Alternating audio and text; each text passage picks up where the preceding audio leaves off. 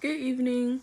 Um, the racial socialization prompt honestly opened my eyes to a bunch of things that I hadn't thought about for a while. I don't know how to describe it, but I feel like being at a HBCU on campus, it kind of feels safe to me. And I don't know how to describe it, but like it feels like a safe space to me. So I guess that's why certain things I don't think about as much. But I know that whenever I have children, or if I do have to be a mentor to black youth, one of the things that I would want to teach them the racial socializations, I'm so sorry, the racial socializations. But I would also want to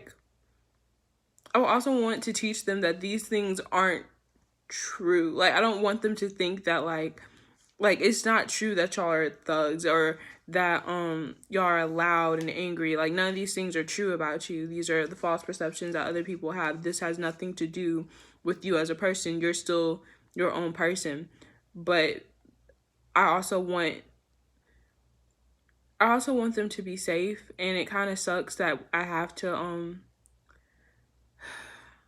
it kind of sucks when you have to teach children these things growing up, that you can still be yourself, but unfortunately there's going to be certain people who there's going to be certain people who want to cause harm to you just because of the color of your skin.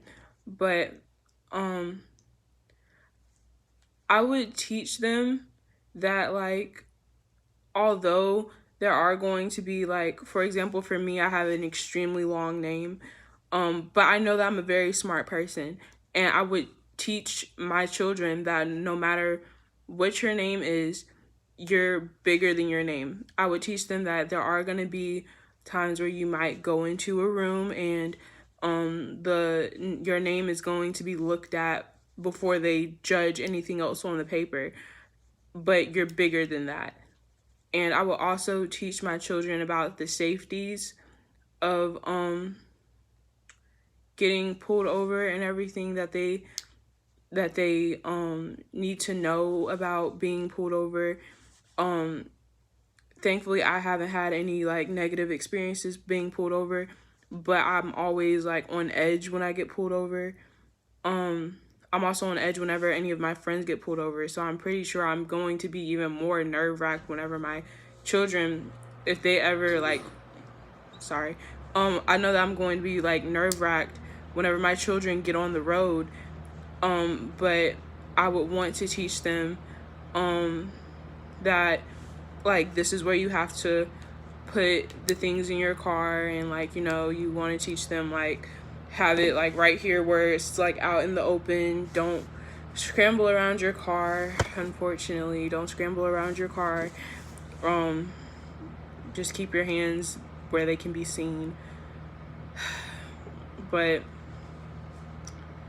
I would want to teach them these things because I want them to be safe. And unfortunately, we've seen so many examples of people doing literally nothing, and then it's just being looked at wrong, or it's being looked at as you're they could have had a weapon, or I was scared for my life. It's just I don't want my kids to ever have to experience that.